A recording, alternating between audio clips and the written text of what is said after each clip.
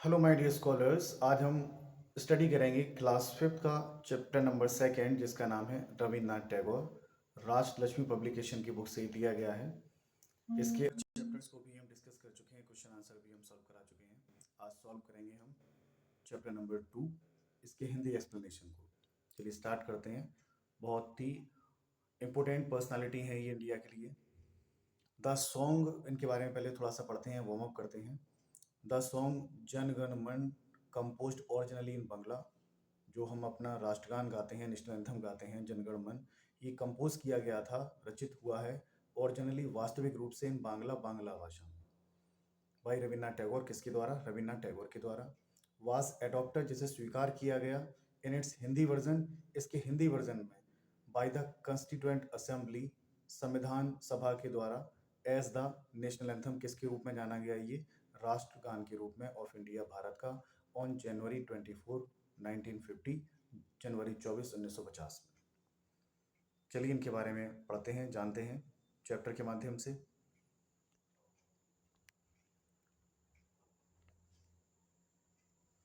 India is the land of many great scholars. Bharat जो है महान दार्शनिकों की भूमि है। कई महान दार्शनिक हुए हैं भारत में। मैनी ग्रेट सेंट्स, कई महान संत, पोइट्स कवि, राइटर्स लेखक, लीडर्स नेता, व बॉर्न हियर, यहाँ पैदा हुए हैं। But a person who had all the above qualities, लेकिन एक व्यक्ति जो सभी क्वालिटीज को रखता है, जो ऊपर मैंने क्वालिटीज बताई कौन कौन सी, सेंट, पोइट, राइटर, लीडर्स, इन सब की क्वालिटी को रखता है, वो कौन थे? वाज रविन्द्रनाथ टैगोर। वो रविन्द्रनाथ टैगोर थे। He was not only a poet, यह केवल पोइट ही नहीं थे, but he was also a saint, बल्कि वह एक संत भी थे, राइटर भी थे, ड्रामेटिस्ट नाटककार भी थे, म्यूजिशियन संगीतकार भी थे, एटसेट्रा इत्यादि। इन रियलिटी, वास्तविकता में, he had a wonderful sense of humour. इनका जो सेंस ऑफ ह्यूमर था वो कैसा था? बहुत ही अद्भुत था। एज अ चाइल्ड, एक बच्चे के रूप में, was a great day dreamer, ये डे ड्रीमर थे, दिवा स्वप्न देखने वाले, खुली आंखों से सपना देखने वाले, कल्पनाओं में डूबे रहते थे ये। Rabindranath Tagore was born on 7 मई, रविन्द्रनाथ टैगोर पैदा हुए थे 7 मई 1861, 1861 को, इन कोलकाता, कोलकाता में। लिटिल रविन्द्रनाथ फाउंड स्कूल डल, जो छोटे से रविन्द्रनाथ हैं, उन्होंने स्कूल को कैसा पाया? डल पाया। As his classmate recited their lessons, क्योंकि उनके जो क्लासमेट थे वो रिसाइट मीन्स सुनाते थे, रिसाइट मीन्स सुनाना, सुनाते थे देयर लेसन्स, अपने पाठों को। Ravi would gaze out of the window, तो रवि क्या कर रहे होते थे? वो खिड़की के बाहर देख रहे होते, टकटकी लगाकर। गेज का मतलब होता है टकटकी लगाकर देखना, निहारना, निहारते थे बाहर वो।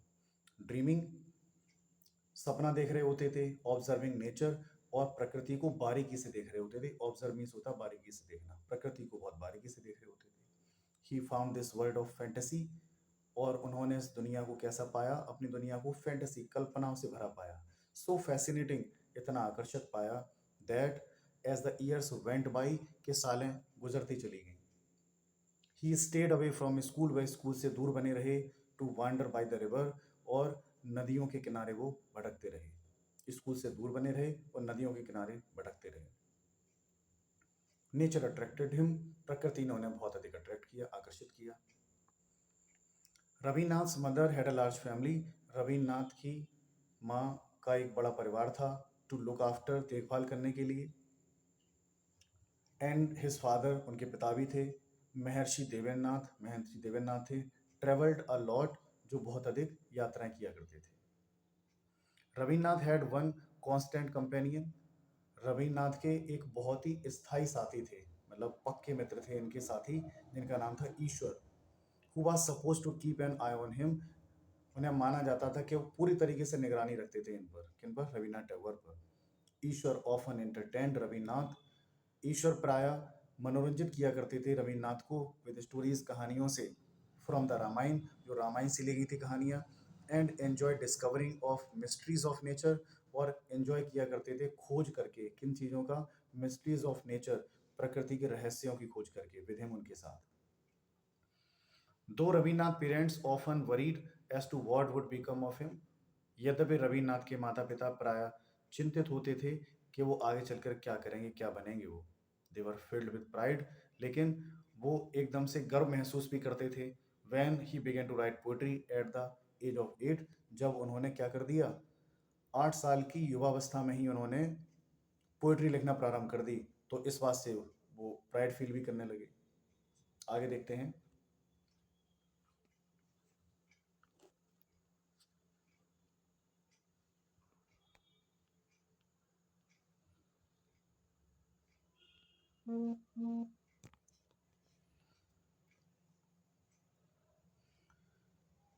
17 they send Ravi to England for higher studies at 17, यानी कि 17 साल की उम्र में दे सेंड रवि, उन्होंने रविनाथ को भेजा टू इंग्लैंड, किन्होंने, उनके माता पिता ने, फॉर हायर स्टडी, उच्च शिक्षा के लिए। He return home to take up writing and acting, वह वापस आए तो क्या लेकर साथ आए, राइटिंग और एक्टिंग को साथ लेकर आए। इन 1883 1883 में रविनाथ मैरिड मृणालिनी देवी, रविनाथ की शादी हो गई मृणालिनी देवी से। One day Ravinath father called him, एक दिन रविनाथ के पिता ने उन्हें बुलाया एंड सेड, और कहा, Ravi you have a family now, अब तुम्हारा खुद का एक परिवार है।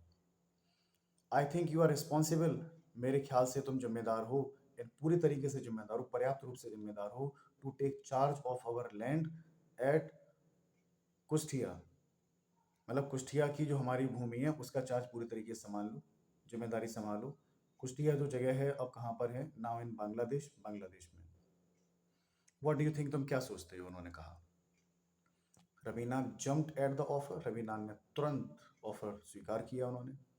And made the best of his this stayed there, और अपना बेस्ट करके दिखाया उन्होंने, वहां पर वो रुकी।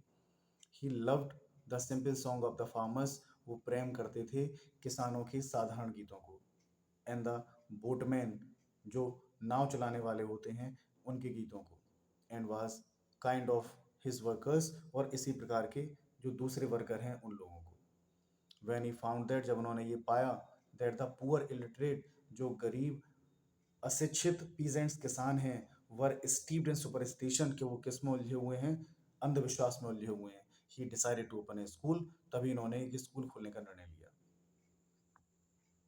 Mrinalini, he said to his wife, उन्होंने अपनी पत्नी से कहा, Mrinalini we have some land at Shanti Niketan, Shanti Niketan पर हमारी कुछ भूमि है, नियर बोलपुर इन वेस्ट बंगाल, जो वेस्ट बंगाल में बोलपुर के पास में है।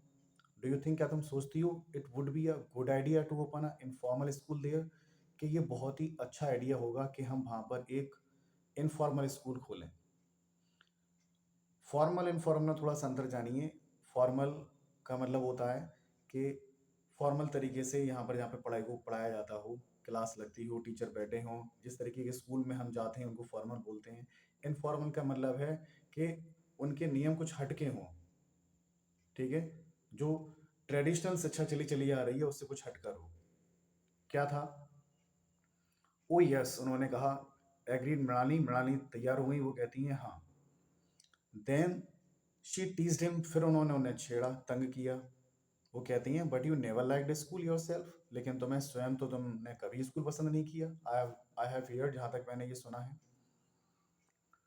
कहते हैं, वेल अच्छा, I have plans for a different kind of learning environment, कि मेरा प्लान उस तरीके के स्कूल का नहीं है जैसे विद्यालय से मैं नफरत करता हूँ या जैसे विद्यालय में मैं पढ़ा हूँ।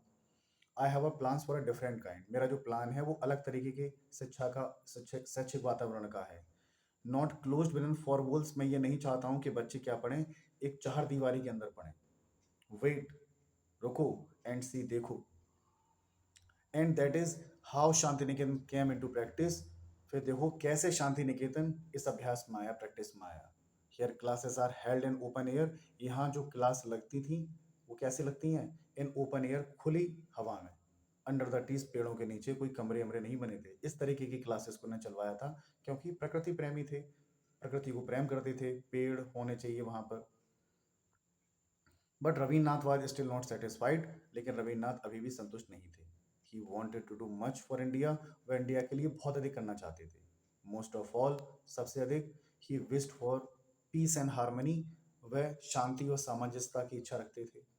दैट इज वाई, यही कारण है, द पार्टीशन ऑफ बंगाल, जो बंगाल का विभाजन हुआ था इन 1905 1905 में, डिस्टर्ब हिम डीपली, उन्हें बहुत अधिक डिस्टर्ब कर दिया इस विभाजन ने। 1905 में जो बंगाल विभाजन हुआ, इससे ये बहुत डिस्टर्ब हुई।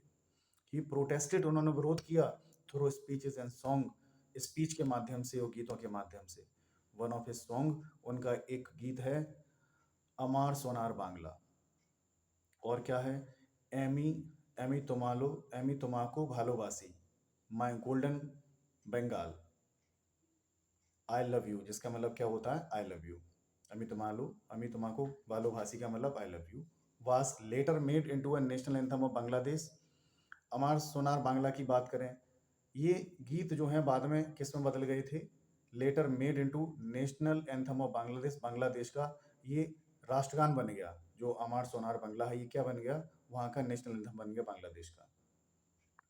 रवीन्द्रनाथ टैगोर आल्सो रोट जनगणमन, रवीन्द्रनाथ टैगोर ने जनगणमन भी लिखा, विच वॉज एडॉप्टेड, जो स्वीकार किया गया as the national anthem of India, जो भारत का राष्ट्रगान के रूप में स्वीकार किया गया इसे। गुरुदेव रवीन्द्रनाथ टैगोर, जो Gurudev Rabindranath Tagore, as he is loving called, जिन्हें प्यार से बुलाया जाता है, was awarded the Nobel prize, उन्हें नोबेल प्राइज मिला फॉर लिटरेचर, साहित्य के क्षेत्र में, for his book of poems, जो एक बुक लिखी थी, ये बुक जो है इसका नाम क्या है, गीतांजलि। गीतांजलि क्या है, it is a collection of poems, ये पोएम का एक कलेक्शन है।